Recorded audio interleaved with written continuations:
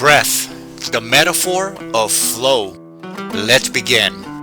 Close your eyes for a moment. Put a hand on the chest. Feel that gentle rise and fall. There is a rhythm that was here before we were born, and it will be here after we leave. It isn't just a rhythm. It is an underlying cadence of existence itself. The ancient Hermetic masters encoded this in a universal principle. The Kybalion teaches it is the principle of rhythm. Everything flows out and in. Everything has its tides. All things rise and fall. That rhythm shows up in the cosmos as stars are born, blaze with light and die.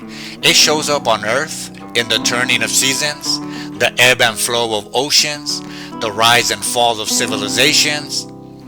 This is the pendulum swing of the universe.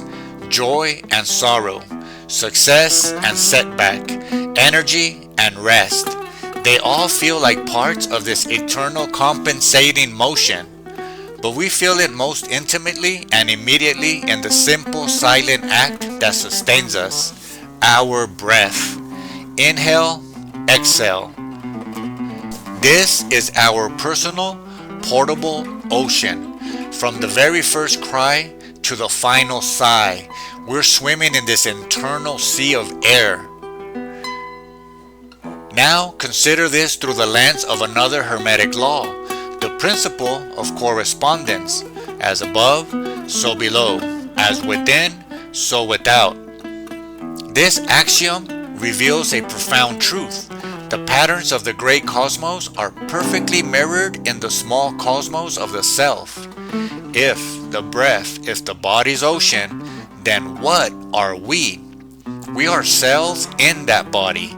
Every thought, every emotion felt, every action taken is like the activity of a single conscious cell, suspended in and sustained by this greater medium, air. Our life becomes a macrocosm, reflecting the macrocosm. Now let's explore this cellular reality. Within the vast organism of our being, each of our own cells is a universe unto itself. Yet, it survives through a principle of constant rhythmic exchange. Nutrients in, waste out. Signals received, responses sent. This sacred exchange happens across a delicate boundary, the cell membrane.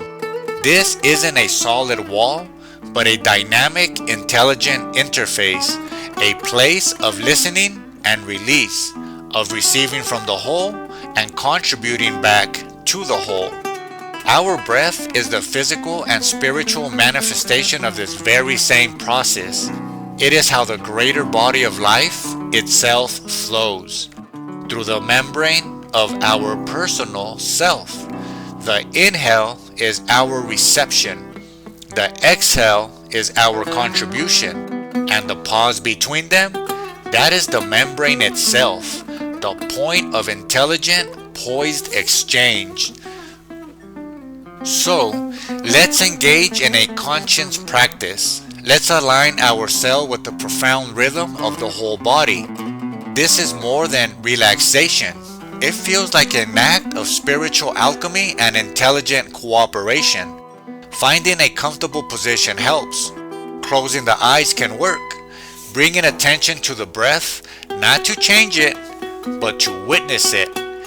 Feel the cool air as it enters the nostrils, following its path deep into the lungs. In this moment, with this inhale, we are receiving from the whole. It is accepting the gift of life, of prana, of spirit itself from the vast atmosphere that envelops and connects all living things. We become the cell, open and receptive, taking in the sustenance offered by the body. Now, feeling the warmth of the air as it leaves, with this exhale, we are contributing to the whole. It is releasing what our system has used, transforming it into a gift for the world. The carbon dioxide that a tree will breathe in, the moisture that joins the atmosphere. This isn't just discarding, it is participating in the great cycle of exchange. It's giving back. And now, becoming aware of the subtle, sacred pause between the inhale and the exhale, there's no need to rush it. Resting in it feels right. In this point of stillness, we can recognize the cell membrane. This is the holy ground where the exchange happens. It is the interface between self and the not self, between the individual and the infinite. In this pause, there is no pushing, no grasping, no forcing. There is only a poised, peaceful potential. The silent intelligence of the body knowing exactly what to take and what to release. When breathing with this awareness, it feels like practicing the deepest form of harmony. It's moving from a state of unconscious competition where the ego, like a frightened or greedy cell, might hoard resources or see the environment as a threat, to a state of conscious cooperation. It embodies the truth that our survival and vitality are not in opposition to the whole, but are a function of our graceful participation within it. Now, let's connect this directly to the swing of the pendulum and the mastery it offers. The Kybalion states, the measure of the swing to the right is the measure of the swing to the left. Rhythm compensates. This means the height of our joy will be matched by a proportional depth of potential sorrow. This intensity of our activity demands an equal measure of rest. Most of us live entirely on this pendulum, identifying completely with its arc. When it swings to the positive pole, we cling to it, desperate for it to stay there. When it swings back, we resist it, bracing against the pain, which only amplifies the suffering. This clinging and resisting feels like the root of all emotional turmoil. But the Hermetic adepts, the masters, discovered a great secret within this law, the law of neutralization. The rhythm cannot be stopped, but it can be neutralized. For the individual who understands its nature, how? By rising to a higher plane of consciousness. The pendulum swings on a lower plane of vibration, the plane of duality, of hot and cold, of good and bad. We cannot stop it there. But we can, through awareness, ascend to a higher plane. From this elevated vantage point, we can observe the swing without being identified with it. This is where the breath becomes our greatest tool. The breath itself is a perfect miniature pendulum. Inhale, the swing to the right. Exhale, the swing to the left. When anxiety, anger, or fear grips us, when we feel caught in a negative swing of life's larger pendulum, our breath becomes shallow, rapid, and trapped in the chest. We are identified with the constricted cell, feeling starved of air, of time, of resources. It feels like being stuck in the sensation of needing to inhale, but fearing there is not enough. The conscious breathing practices feel like direct application of the law of neutralization. By deliberately aligning our awareness with the slow, deep, tidal rhythm of the breath, we're doing something revolutionary. We are choosing to anchor consciousness not in the chaotic swing of external events or internal emotions, but in the steady, eternal rhythm that underlies them. It's stepping out of the turbulent current and onto the stable bank. It's becoming the observer in the backseat, watching the pendulum swing of our feelings without being thrown about by them. With each conscious inhale, it isn't just taking in air, it is drawing awareness up to the higher plane. It's receiving the perspective of the whole. With each conscious exhale, it's releasing identification with the temporary swing, contributing that attachment back to the flow. And in the pause, the membrane, we can dwell in the neutral point, the still center of the turning world. Applying this to the broader rhythms of life changes things. Our energy, our motivation, our relationships, our creativity, they all have their tides. There are seasons of intense activity and output, the exhale into the world, and seasons of necessary rest, introspection, and intake, the inhale from the source. Modern life, with its cult of relentless productivity, looks like a society trying to exhale forever.